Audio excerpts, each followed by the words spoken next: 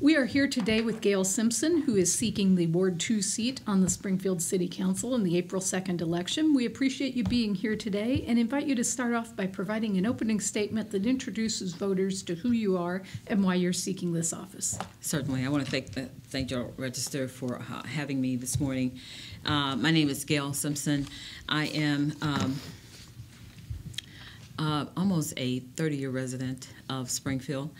I ran for alderman in 2007, was an alderman for 8 years. And at the end of that 8th year, my frustration level with the way that things were not happening in Springfield and with the current current administration led me to seek the office of mayor. And I wanted the candidates, myself included, to address the issues that I thought were paramount to Ward 2 and the city as a whole. As you know, I was not successful, but I felt that the individual who was successful did begin to look at the issues that were of concern to me. I watched from afar for 3 years and experienced some disappointment with regard to what was going on. But during that time, I was not idle. I am a participant of the Community Health Roundtable, where we deal with healthy children issue and housing.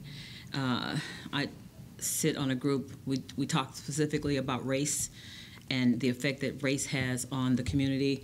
I'm a member of the African American History Museum, the Springfield High Rail Commission, Delta Sigma Theta, and I am also an active golf member, and we work with youth in the community. My decision to run for alderman was because I was not seeing any results with regard to a lot of the initiatives that I started when I was an alderman.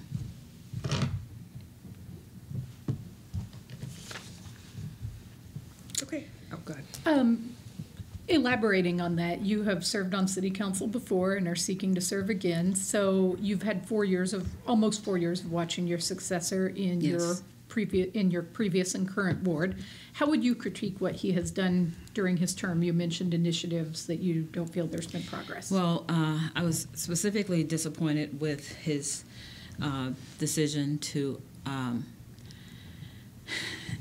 work to issue a liquor license for a tavern in the neighborhood that had been closed, and against the objections of the residents in that particular area.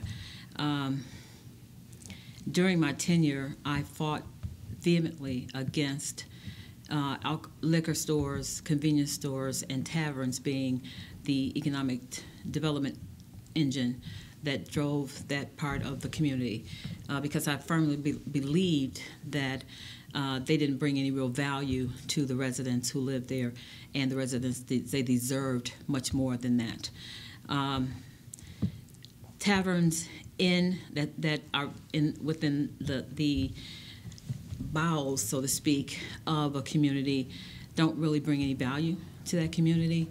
And again, the citizens in those communities deserve a better quality of life. And in addition to that, I didn't hear his voice much. And I think you have to have a voice and voice your concerns with regard to what's going on in the city and what's going on in Ward 2.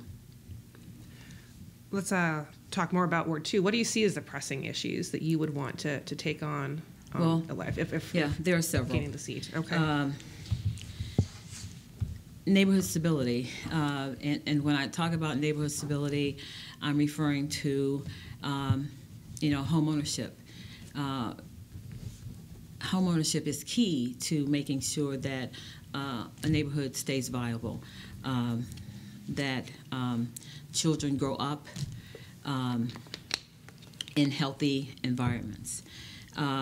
So I did and will work for affordable home ownership, getting rid of vacant properties.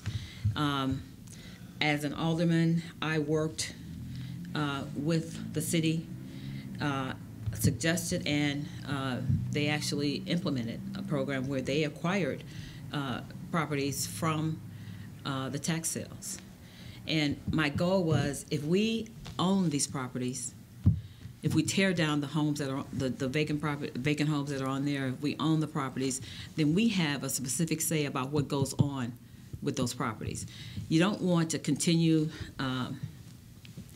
an environment where, you know, people have properties, they rent out properties, their landlords aren't involved in those properties, and it's just not fair to homeowners.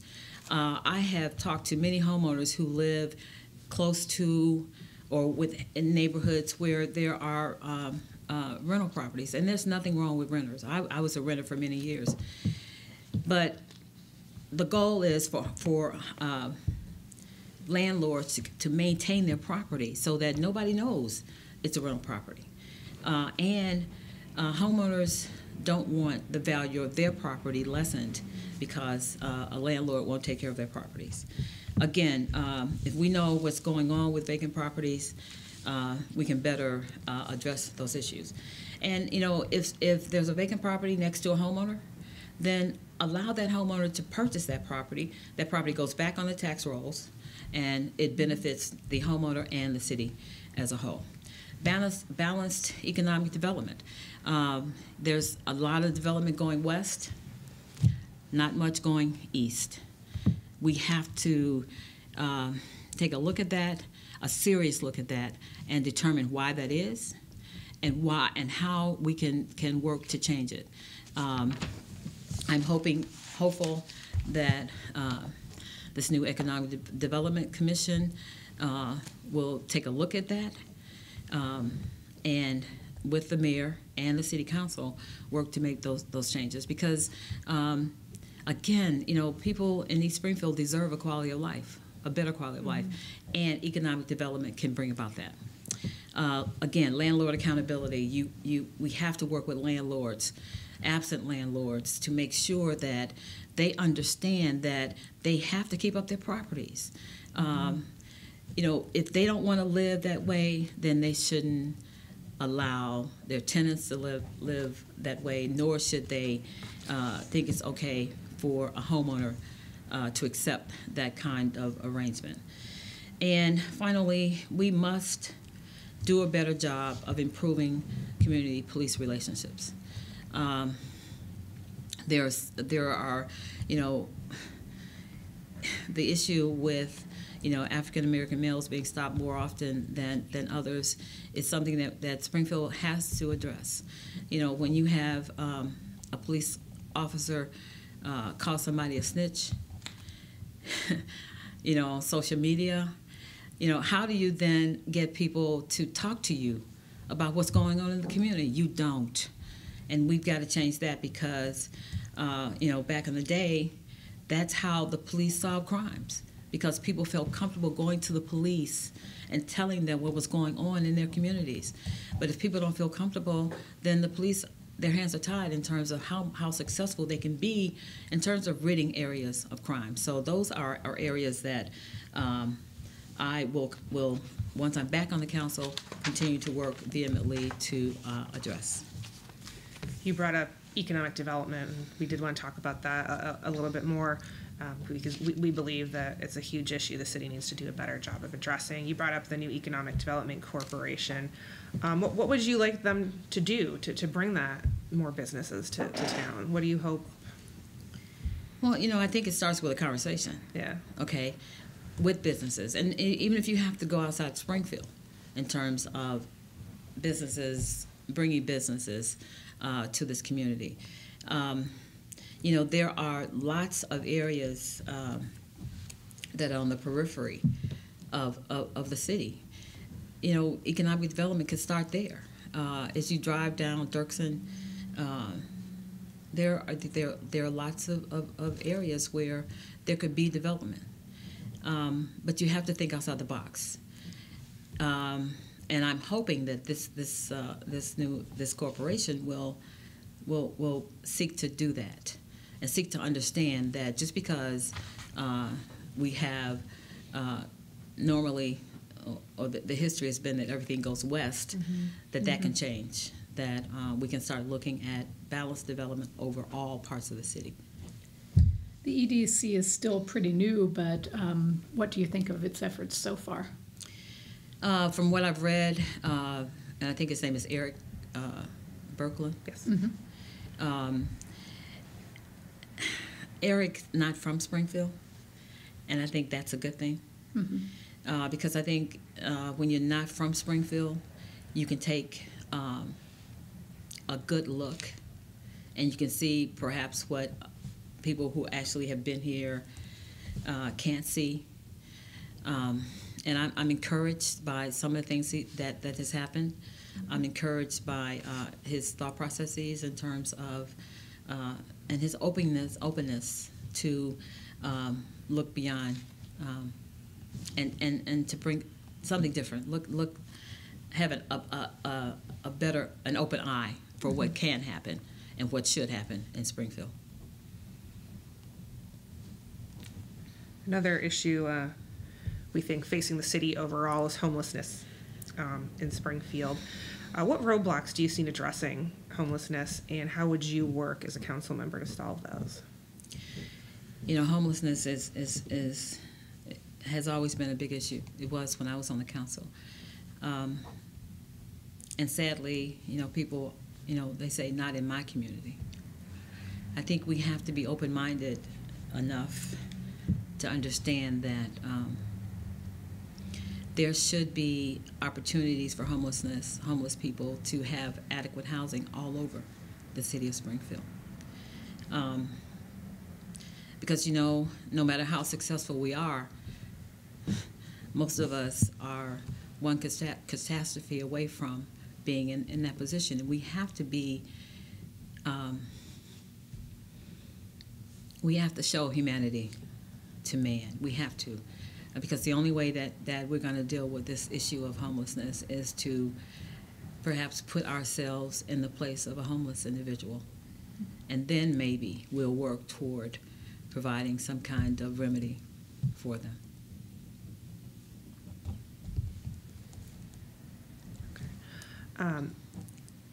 The City Council, the last couple of years, approved some tax increases to help fill some of the budget shortfalls that happened.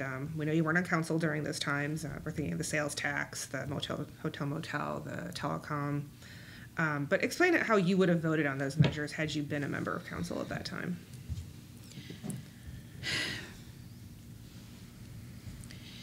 I probably would have voted in favor of the majority of those. Hotel-motel tax doesn't necessarily impact the citizens directly.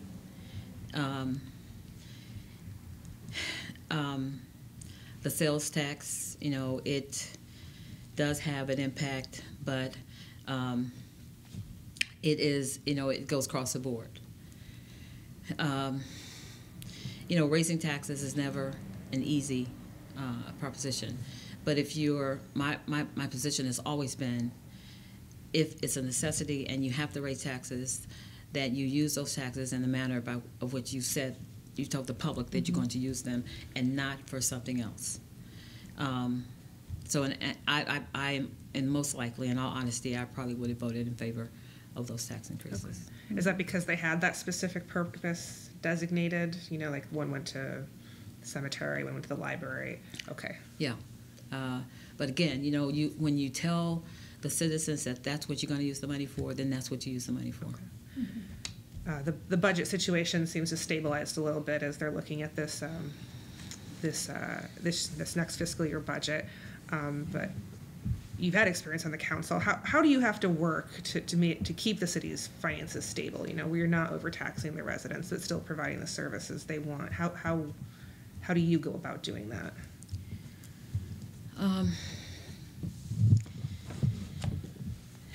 Well, you know, you come up with a budget and you stay within the means of that budget, just like you would as with your own budgets. and sometimes you have to eliminate some things in order to, as my mom used to say, make ends meet. And with a city budget, sometimes you have to make some hard decisions, but you try not to make decisions with regard to the budgeting that's going to create unnecessary hardship on more individuals or citizens than less. So, the budget season was always difficult. Yeah. And probably one of the more less tasteful times as an alderman. But that's your job, and you do your job. You perform your job the best you can. So do you have some kind of core principles when it comes to that difficult season of taxes that you rely on? I believe that you don't overtax those who can least afford to be taxed. Working people, seniors who are on fixed incomes, you don't raise utility rates. People say, well, Springfield has the lowest utility rates, one of the lowest utility rates in the area. But still, people, the economy has not been all that great. It's been better, but it's not been all that great. And, people are still struggling. Fortunately, we're going to see, hopefully, an increase in the minimum wage. People have to be able to survive. They have to be able to take care of their families. And nobody should have to work 2 or 3 jobs to support their families then what happens to the nucleus of the family? If mom and dad are working all the time, they're not there to be with their children. Again, it's not an easy proposition, but you do what's going to, in my mind, create the least amount of harm. One thing the city has not done for more than 3 decades now is raise its share of the property tax rate. Do you support that philosophy? Of not raising? The rate. I know the amount changes based on a number of other factors, but its rate has stayed the same, I think, for 32 years, something like that. We probably would need to take a good look at that. I'm not saying that we have to make any changes, but we should take a look at it. 32 years or so, it's a long time, but that still doesn't mean that we ought to make the decision to raise those rates just because it's been a long time since they've been raised. We ask because, all of the city's property taxes now, everything they get from it goes to fund pensions for police and fire, and it's not even going to be enough going into the future to cover that cost. And we know it's an issue throughout the state. Almost every municipality is struggling with those pensions, and the city's limited by the legislature in a lot of ways and what it can do to address the amount that is owed to retired employees. So what types of pension reforms would you advocate for as a member of council? That's a question that bears research. Okay. And I don't want to sit here and give you specifics and that might not be viable. Okay, fair enough. Appreciate it. An area we've heard talked about a lot in the last year is tourism here in Springfield. Mm-hmm. Do you think the city is leveraging its attractions and amenities in the best manner it could? No. Springfield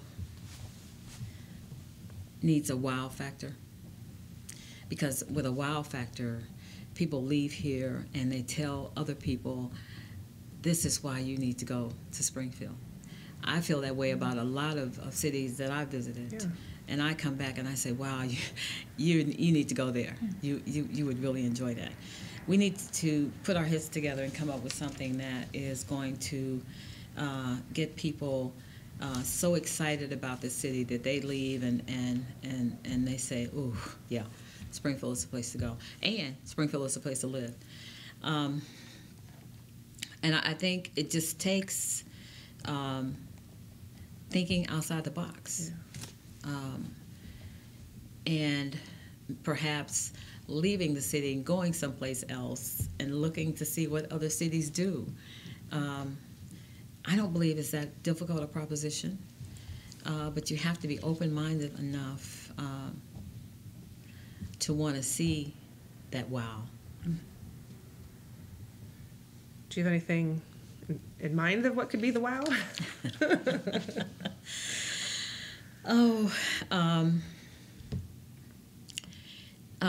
I think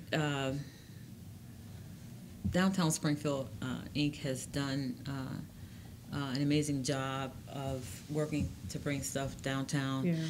Yeah. But it can't just be downtown. And I think with the multimodal facility going in off 10th Street, with there are opportunities down 11th Street. I don't want to be very specific with ideas, but I think there needs to be something. We need to have a conversation about what we can do and what can be brought to the city that would get people excited. Not only those that are coming to visit here, but people that live here, get them excited about what's going on. Another big question that's out there is the Y block. What would you like to see going on to the Y block? I disagree with the mayor in terms of it being a park. I think it should be some kind of balance development, multi-use, some housing, some perhaps small business, maybe a small park. So some mixed use kind of development that would be an excellent for tourists, but also viable for people who want to live downtown, for people who already work downtown. But again, you have to think outside the box in terms of what should be there. I envision, condos, cleaners maybe on the lower level, a daycare, something that again people who work and live downtown would enjoy and would benefit from. Would you have you heard about Senator Menard's proposal to have SIU? He's proposing the state get $50 million for SIU to build maybe a law school or expand the medical school. And there, would you be opposed to a university presence there? No, I wouldn't be opposed to it. And again, that's an idea. Okay. Which bears consideration. Law school. I've always said that the capital city should have a law school. There shouldn't be any reason why that shouldn't have happened years ago. And you don't know. It may spur young people to go to law school and then to want to come back to Springfield. So. I feel one of the other hot topics being discussed is Capital Township. Should it be merged, and if so, with the city or the county?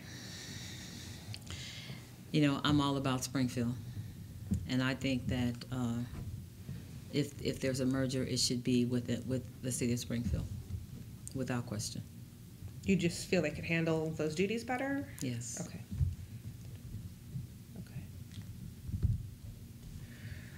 A recent series of articles in Governing Magazine argued that Springfield has multiple race-based inequalities. Did you see that series? No, I don't think I did. Do you believe there are race-based inequalities here in Springfield? Yes. Okay. Unequivocally, yes. Unequivocally. How do you think the city should go about improving upon race relations? Well, first of all, the city, including its elected representatives, need to accept the fact that there is indeed racial inequality in the city of Springfield, and address it by talking about it. You can't be afraid to talk about race, because it is always the elephant in the room. And the person talking about race can't always be the person of color. It needs to come from all facets of the city. Businesses need to talk about race. The government needs to talk about race. Medical district needs to talk about race. We all need to talk about it, because if we don't talk about it, it's never going to be erased. I mean, it's not going to be erased, and it's never going to be adequately dealt with.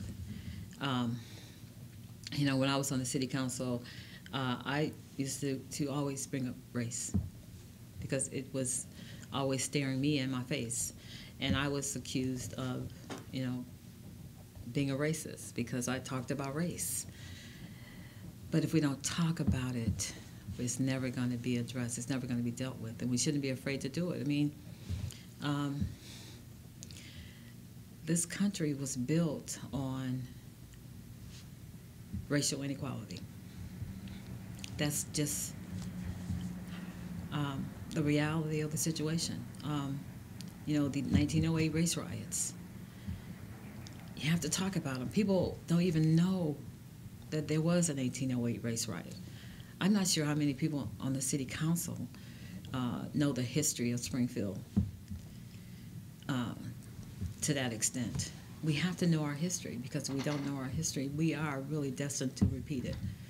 We have to fix it. That's something that, and it's not an easy fix, but it can be fixed. I know there are a lot of organizations in the city of Springfield, and again, I sit on a group where we talk about race. It's amazing when you sit down and talk about it, how people get that aha moment, you know, and they realize, I didn't realize that, or had I known, or I remember when my parents. And when you have the discussion, it just makes everybody better. It really does. When you know my history, when you know my struggles, and you can empathize with me, then you're better able to say, okay, yeah, it's not right to have 95% employment of whites for the city, or whatever it was when I was on the city council. That's never right. So let's fix it. And you know, it's never right to blame the victim. You know, if I can't get a decent job that allows me to live decently, don't blame me for that. That's not my fault, because if I've done everything that I should do, if I've gotten an education, I've you know, stayed you know, out of trouble. Why can't I get a job like my counterpart, my white counterpart? You know, but you won't hire me. You won't hire me just because of the color of my skin. That's never right. You know, when I can't get decent housing because you don't want to rent to me, where's the fairness in that? You know, I have a master's degree. There are some times when I go in stores and I get ignored. When somebody come behind me who is white, hi, how are you? What can I do for you? Where's the fairness in that? When you don't deal with race, it affects the dignity of the person. Never right. You had mentioned police and community relations earlier. Understanding that, you know, there's no one simple solution. Right. What are some things that you think could or should be happening that, you know, right now you're not seeing? Well, I think Chief Winslow is trying very hard to work better with his rank and file to get them to understand that it's important for them to be in the community. And I think that's key.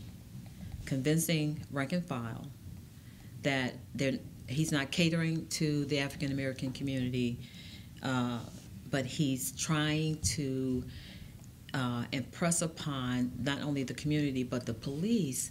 We need to come together, because I was at a meeting a couple of days ago,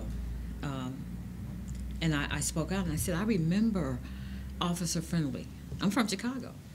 I remember Officer Friendly. I remember when you could walk up to a police officer and have a conversation with them, and somewhere along the line it broke down. People used to tell police what was going on in the community.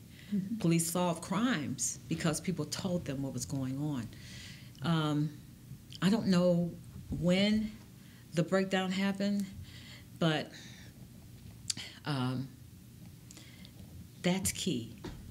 The police need not to be afraid of the community, and the community need not be afraid of the police. We have to find a way to work together, because the criminals need to know that if the police and the community are working together, they don't have a chance. But that's not the case now, because the criminals know that they can do whatever they want in broad daylight in front of a whole courtyard of people, and nobody's going to tell what happened. That has to change. But again, you can't have a police officer calling somebody a snitch, and think that it's going to make better police relations. You just can't have it. So the 11th Street corridor over the years has always It's been the dividing line. been the dividing line. Yeah, the invisible dividing line. Yes, it has. So will the rail relocation project, once that happens 15 years from now, is that Hopefully it'll be sooner than that. Hopefully it'll be sooner than that. Yeah. Will that serve to erase that some? I think it'll help to erase it some. But that invisible line is a mindset.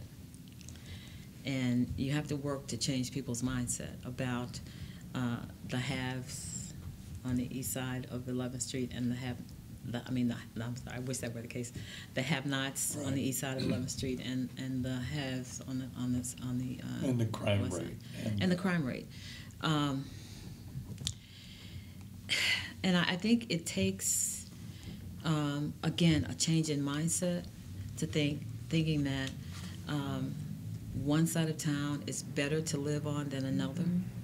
And I know, I'm realistic enough to know that if public safety is an issue, then all bets are off. I'm no different. I'm single, I live alone, I'm concerned about public safety, okay? Which means that the police have to do a better job. They have to do a better job of policing communities.